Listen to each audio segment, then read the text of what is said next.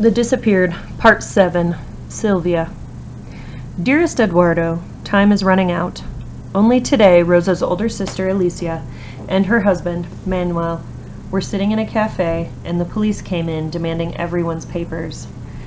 They took Manuel away. Rosa's family are terrified. No one could be more innocent than Manuel, who is caught up with his research. He hardly knows who General Videla is. There are more executions. They say the prisons are overcrowded, and they must make room. I try to tell myself my plan is working. Norberto is attentive and always there. Isabella came to me today to plead with me to stop seeing him. He makes my flesh creep, Isabella said. What can you be thinking?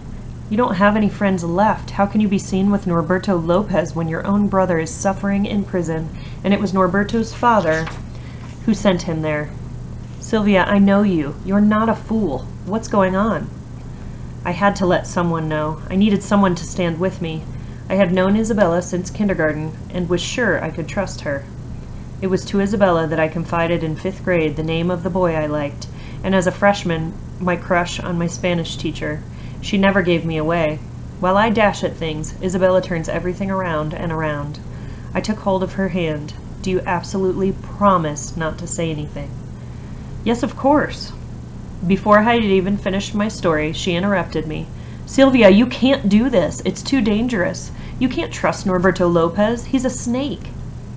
My plan was all I had. I couldn't let her discourage me. How can you say that? You don't know him. He really likes me, and I know I can make him help Eduardo. That's the trouble with you, Silvia. You think everyone is good. What if he turns against you? What will happen to you then? I don't care. It's the only way to save my brother. After that, whenever I saw Isabella, she gave me a troubled look, and I knew she wanted to stop me. But she kept her promise and said nothing. Rosa didn't know of my plan and would merely look away, refusing to even acknowledge me. The painful part was deceiving Mother and Father. For now, Norberto came to our house to call for me and to bring me home. At first, Father had no idea Norberto was related to General Lopez, but a friend must have warned him. He and Mother were waiting for me one evening when I had been out with Norberto. Silvia, Father said solemnly, come into my study. Your mother and I want to talk with you. You will remember, dear Eduardo, how when Father summoned us into his study, we knew we had done something wrong. I guessed what was coming. Mother put her hand on mine. Silvia, we have never interfered with your friends. We always depend on your good sense, but we must tell you who Norberto's father is. You cannot know, or you would never have gone out with him. His father, General Lopez, is the head of the Secret Service. Mother and Father waited for me to express my shock. Instead, I said, you have always told me to judge a person for himself, not to judge him by his family. Yes, yes, of course, Father said. But General Lopez is responsible for the arrests and disappearances, the murders, in many cases, of perfectly innocent people. Norberto knows what his father does. Mother said, we have reason to believe that General Lopez gave the order for your brother's arrest. You cannot possibly want to carry on a relationship with his son. He's not like his father, I said. He can be very nice. Mother stared at me aghast. You mean you knew? Oh, Silvia, have you forgotten your brother? Tears filled her eyes, and I reached for her hand, but she drew it away. Father said, there's something else, something which you must not repeat, especially to Norberto. General Lopez is a patient of mine. It is enough that I must treat the vicious man.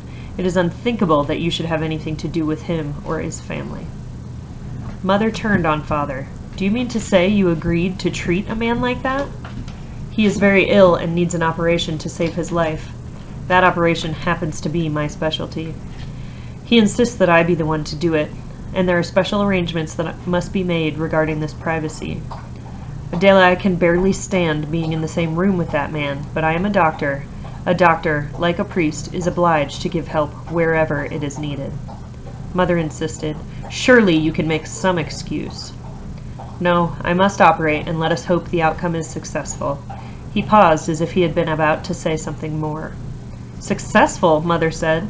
It would be a mercy to the country if he should die. You have no idea what you are saying, Adela. You must know that there are more General Lopez's waiting in line. Father turned to me. I may be obliged to treat the father, but you are not obliged to date the son. I thought I would never do this, Silvia, but I forbid you to see that boy. If you can't understand what is at stake, I must make the decision for you." I was stung by father's anger, but, Eduardo, I still don't dare tell mother and father my plan. They would see only the danger and none of the hope. And as long as Norberto cares for me, I believe there is hope. I have begun to meet Norberto at the disco, telling him, "You know how parents are. They think I am too young to see one boy so often. So I am alone now." Eduardo, if you are to be saved, I must go very soon to Norberto with my plea. More bodies have been discovered in the river.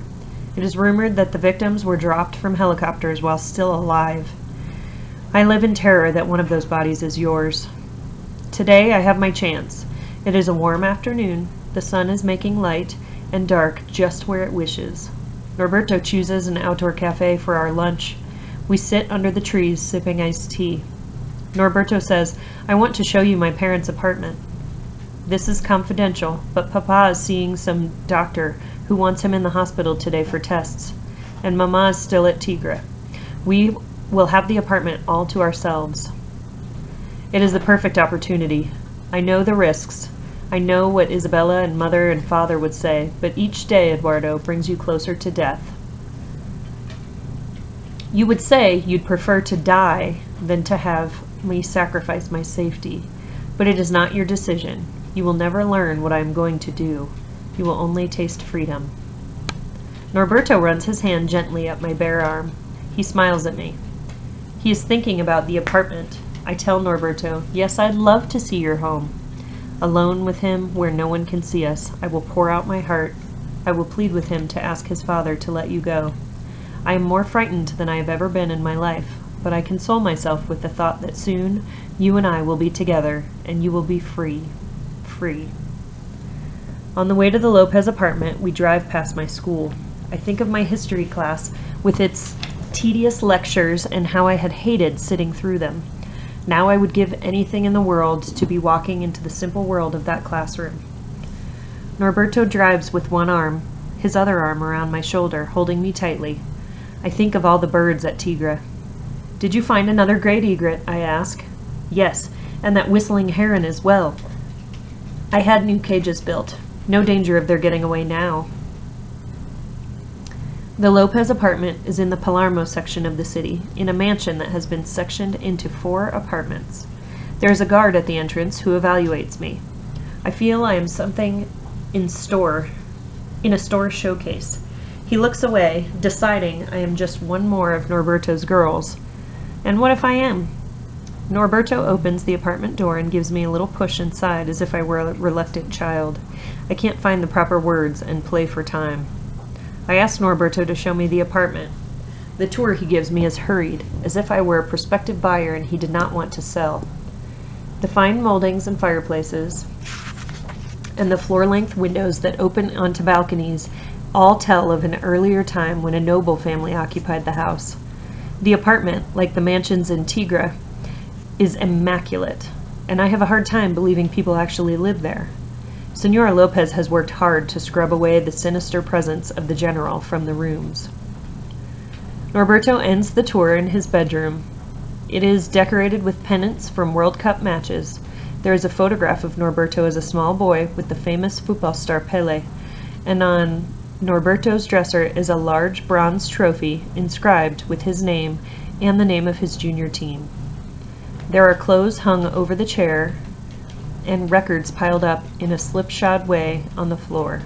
When I look surprised, Norberto says, "I don't allow my mother in my room." I shiver. Without the exorcism of his mother's tidying, wickedness remains in the room. Still, there is something of the schoolboy in the trophies and the football souvenirs. I imagine Norberto as a youngster coming home from school, his knees skinned from practice, his shirt pulled out, pleased with himself for making the winning goal. It is to that schoolboy that I appeal. Norberto, being around your father, you must hear what is going on in the city. There is talk of more arrests and even more executions. Norberto shrugs. I don't listen to talk like that. The government does what it must. Why should we tolerate fools who want to destroy this country? As far as I'm concerned, the time for mercy is over. He picks out a record from the disorderly pile and puts it on. He begins to dance and reaches out for me. I force a smile and follow his steps, but the next moment he pushes me onto his bed. The surprise is so great that without thinking of what I have set out to do, I spring away from his grasp. "You're not going to be coy, are you?" I know that there is no more time. I take a deep breath. "Please listen to me, Norberto. I need to ask you to do something that means everything to me." He is still lying on the bed. He looks up at me, a flinty smile on his face. "What do you mean?" "Norberto, you have to help me. I haven't told you, but my brother Eduardo is in prison. You said if you asked your father for a favor, he would give it. If you care for me, promise me you will ask the general to free my brother." Norberto gets up from the bed and stands looking at me. "Do you think I don't know who you are? That your father is Dr. Diaz, who is treating my father? And that your foolish brother has been arrested? Do you think that my father did not investigate you? After I took you to Tigre, he asked questions about you. When he found out who you were, he wanted me to stop seeing you, but I told him I could deal with you. And do you know what he said? 'Take what you want, but don't get too serious, son. That is not a family we want to associate with.' I feel as if I have been thrown into an icy river. Why didn't I realize General Lopez would know all there was to know about any girl his son brought to his home? How can I have been so naive? Still, I refuse to give up. Please, Norberto, I've seen how you love the birds. You have a heart. I love the softness of the birds. That is what I love about you, Silvia, your softness. You aren't hard like the other girls. You are soft." He grasps my arm and squeezes it until I cry out. "Your brother is alive for now. A word from me, and he will be dead. I won't free your brother, but you will do what I want, or I will have him eliminated." "You're right. My father does listen to me." Everything has changed. I am furious with myself and with Norberto, but I won't let the general and his son win. Norberto starts to pull me onto the bed. I break away. When he comes after me, I reach for the bronze trophy and slam it against his head. He stares, unbelieving, and then he falls onto the bed. Blood starts to trickle from the cut on his forehead. The door opens. Has the general somehow found out what I've done and come to arrest me for murder? It is Norberto's mother. After a brief glance at me, she runs to the bed and cradles her son's head in her hands, covering him with kisses. "Is he dead? Did I kill him?" No, he is coming around, but you must leave at once. There will be no holding Norberto back when he sees you. I know my son. He will call his father." General Lopez put my brother in prison. I only wanted to ask Norberto to help free him. I never meant to hurt your son. I sink down onto a chair and cover my eyes with my hands to shut out everything in the room. "It's my fault," Senor Lopez says. "I knew you were not a girl to love a boy like my son. I make it my business to know what my husband knows, so I knew that your brother is a guest in one of my husband's prisons. I guessed that you thought Norberto could be of help to him. You are a very foolish girl to think that you could outwit my son. He has his father and the whole army behind him." "What brought you here?" "I was concerned for you. I learned Norberto had dismissed the servants at the apartment for the day. I suspected he was bringing you here." While she talks, Senor Lopez caresses Norberto, bending down from time to time to kiss him. "What should I do?" I ask. "Your husband will have my brother killed. He will send the soldiers after me and my family." "Not your family. Your father is to operate on my husband tomorrow. He will preserve your father, at least, until the operation is over. But I fear for you and for your brother. My husband worships his son, and Norberto will be furious. You must leave at once and stay away from your family. Their home will be the first place they look. Make no mistake. I love my son, but it is because I love him that I wanted to stop him from doing something despicable. It's enough that his father should do evil things." Norberto opens his eyes, looks blankly about, and closes them again. Has he seen me? I am terrified and can't move. Senor Lopez gets up from the bed and puts a hand on my shoulder, pushing me roughly toward the door. "Leave at once." She thrusts a large envelope at me. "I have brought you a gift. The time has come for the terror to stop. Take this with you and give it to your father. It may save all of you." Instead of your freedom, I hold an envelope in my hand. It means nothing to me. The Senora must be mad. I can't spend one more moment in this apartment. I want to breathe fresh air. Then I realize what I have done and what will happen to me, and I know I cannot escape. The Senora tightens her hand on my shoulder. Tell your father to operate and make my husband well. I would not want him to escape his years in jail. I might have forgiven him for what he has done to the country, but I will not forgive him for corrupting my son. Now go!